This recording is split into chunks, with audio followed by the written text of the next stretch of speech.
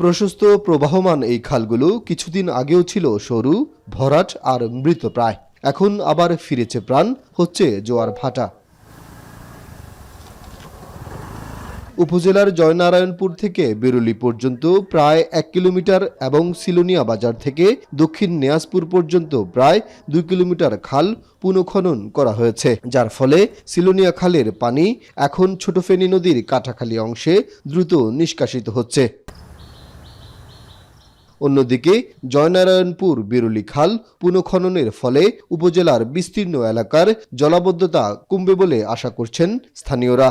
খালটা আমাদের চিকন আছিল, খালে দিয়ে পানি নামতো না, এখন আমাদের পানি নামে। কাঁচরা যায় বান্ধ যেতে গো তো পানি আপনার সাগরে যেতে গো আর রোয়া রুলে রোয়া হুঁসি যার গো এই অবস্থা। এখন তো আল্লাহ দিলে অন্য ঠিক আছে দেই এরকম খাল কাটা নেই আরে। দাগন ভূঁইয়ার বিস্তীর্ণ এলাকার পানি নিষ্কাশনের প্রধান মাধ্যম ছিল এই দুটি খাল। বছরের পর বছর পলি জমে খালগুলো ভরাট হয়ে যাওয়ায় বর্ষা মৌসুমে বৃষ্টির পানি আটকে সৃষ্টি হতো তীব্র জলাবদ্ধতা। সম্প্রতি খাল দুটি পুনঃখননে নাব্যতা ফিরে এসেছে, যদিও খাল খনন নিয়ে কিছু অনিয়মের অভিযোগ তুলেছেন স্থানীয়রা।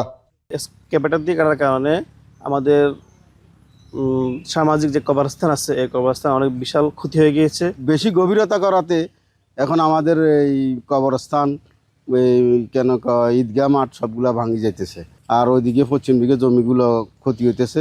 সম্পূর্ণ নিয়ম মেনেই খাল খননের কাজ করা হয়েছে, কোনো ধরনের অনিয়ম বা দুর্নীতি হয়নি বলে জানান এই কর্মকর্তা। যে পরিমাণ পানির প্রবাহটা এখন আছে, এই পানির প্রবাহটা কিন্তু আগে ছিল না।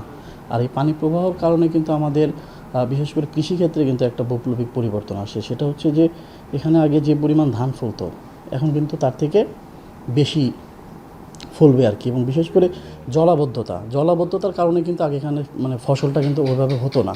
তো এখন এই পানি প্রবাহের কারণে এই সমস্যাটা আর থাকবে না। খালগুলো সচল থাকলে জলাবদ্ধতা কমবে, বাড়বে উৎপাদন। সব গুরুত্বপূর্ণ খাল পুনঃখনন করা হলে প্রতি বছর অতিরিক্ত প্রায় 500 কোটি টাকার কৃষি উৎপাদন বাড়বে বলে আশা করছেন এই কর্মকর্তা। প্রস্তাব অনুযায়ী 33টা খাল খনন করা হয়। তো দাগন ভূঁইয়াতে কৃষকের যে প্রতি বছরে আমরা আশা করতেছি যে কৃষকের যে 500 কোটি টাকার মতো তার নতুনভাবে তার ইনকামের সুযোগ তৈরি হবে। খালগুলো যদি খনন হয়ে যায় তাতে আমার কানেক্টিভিটিটা বেড়ে যাবে, জলাবদ্ধতা হবে না। আমার সারা বছর যে জায়গাগুলোতে জলাবদ্ধতা হতো এখন চাষাবাদ হবে। স্থানীয়দের প্রত্যাশা, খালগুলোর প্রবাহ সচল থাকলে আমন সহ অন্যান্য মৌসুমী ফসলের আবাদ করা যাবে। একই সঙ্গে মাছ চাষ করা সহ জনজীবন হবে আরও স্বাভাবিক। সোলাইমান ডালিম, এখন ফেনী।